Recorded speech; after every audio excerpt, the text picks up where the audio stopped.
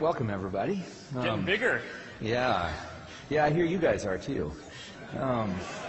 Okay, so these are the questions that I was curious about, and I think they'll be the questions you guys are curious about, too. I'm going to ask a lot about the very early days of Facebook. We were just talking about them in the back. It was fascinating. I sort of wish you could have heard it. We'll do our best to try and reproduce it. So here's a question that might be a little bit difficult. How long before 2004 could something like Facebook have succeeded? Like, what was the last thing that was needed to fall into place? Could someone have done it in 1995 or 2000? Yeah, no, it's an interesting question.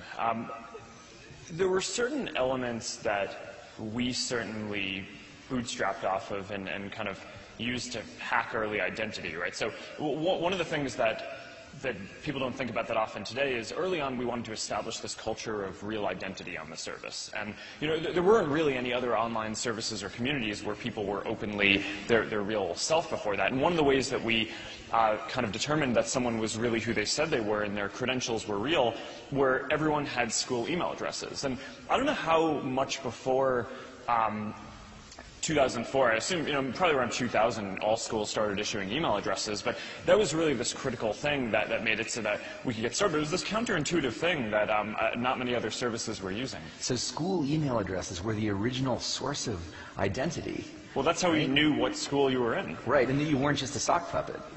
Because you can't just get the school to keep creating new email addresses. Yeah. So it made it so that people couldn't sign up for fake accounts, right? Because people typically only have one school account. So being able to bootstrap off of that was this really nice early thing that helped us establish this culture of real identity. And once we got to a few million people or 10 million people where that culture was established, it was able to bootstrap into something that was much bigger that kept most of that culture, even though now, obviously, most people in the world don't have emails that are issued by some institution that vouches for their identity. Now people log in through Facebook.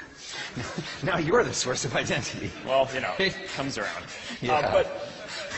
But to your question about when would it have been possible, one of the big trends that we see is that the amount that any individual shares in a given year seems to be growing at this exponentially increasing rate. Right? Zuckerberg's law.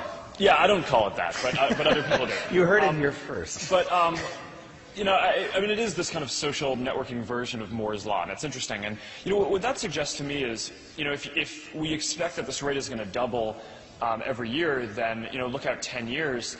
2 to the 10th is 1024, right? So 10 years from now, people will be sharing about 1,000 times as many things.